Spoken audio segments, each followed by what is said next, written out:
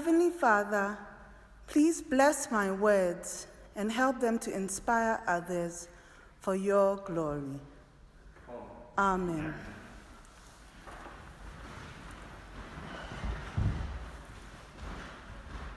I can vividly recall the first day I wandered into Oriel Chapel, a wide-eyed first-year DPhil student, curious about what lay behind its unassuming wooden door. My impressions quickly went from simplicity to grandeur: ornate wood with intricate designs, colorful stained glass windows that beam vibrantly with God's light, precious polished silver chalices for serving the wine that we are about to have communion in. I felt like a little girl in heavenly wonderland, and trust me, I still do. It is no wonder I love to dress up in my very finest for chapel. In John 12, our New Testament reading, Mary also serves Jesus with her finest, pouring her very expensive perfume all over Jesus' feet and then wiping his feet with her hair. In those times, when a guest entered the home, usually the guest's feet were washed with water and the guest's head anointed with a dab of oil or perfume. Mary considered her perfume only good enough for Jesus' feet, which shows great humility. Then she let down her hair publicly to wipe them, something that was rare and seen as humiliating for a Jewish woman to do in those times. Her heart went out to the Lord, and she expressed her feelings in this beautiful act without worrying about public perception. Neither did she worry about the financial ramifications of dousing Jesus' feet with this incredibly expensive perfume. Judas believed that this oil was worth 300 denarii, which was a year's wages in those days for a working man. I wonder how much value that would be in today's currency. The English national minimum wage for full-time work yields a figure just above £15,000. This is indeed a hefty sum for the cost of a bottle of perfume. As a DPhil student in chemistry, and a sweet-smelling one I may add, I am intrigued to formulate such a perfume so expensive and worth every penny. Let us start with the flavors and palettes I love to use daily. Sweet orange ginger shea butter soap and coconut hibiscus body wash are personal favorites of mine. Pina colada flavored shea butter locks in moisture and works wonders for my skin. A tropical creamy coconut perfume laced with vanilla and cinnamon finishes it off with fond reminiscence of home. What name and slogan would I give to my signature smell? Tropical twist, venture into the wild. My perfume certainly does not cost me anywhere close to £15,000 a year.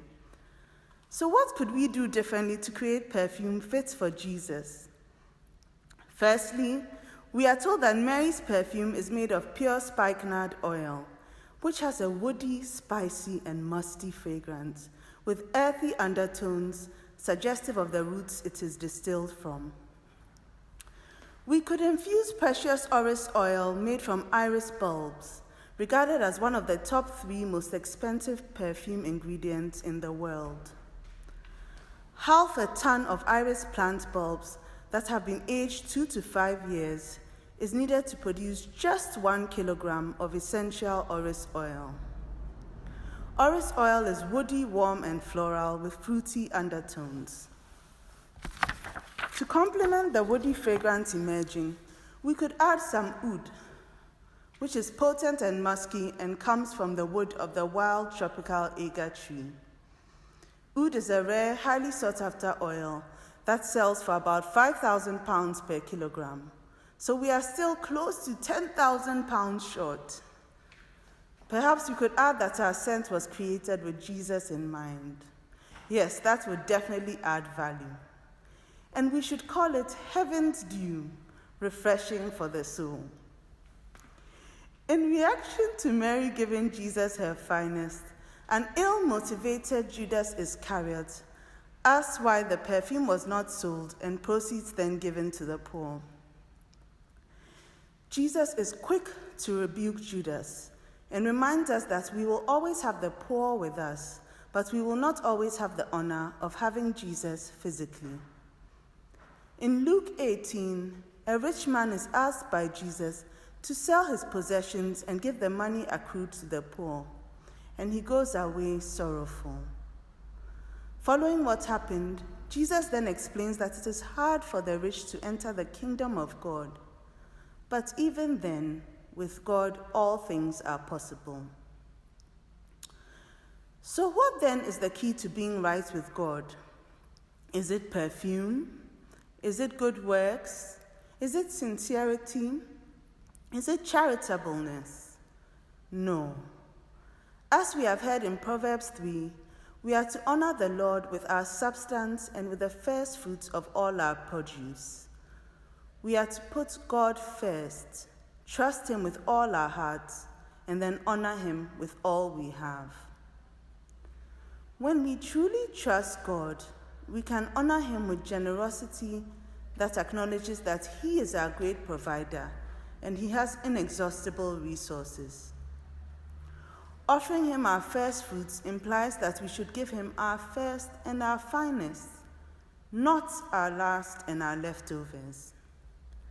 God is our master provider and distributor of unlimited resources. We can be confident that when we give him our first and our finest, he can and he will give us much more.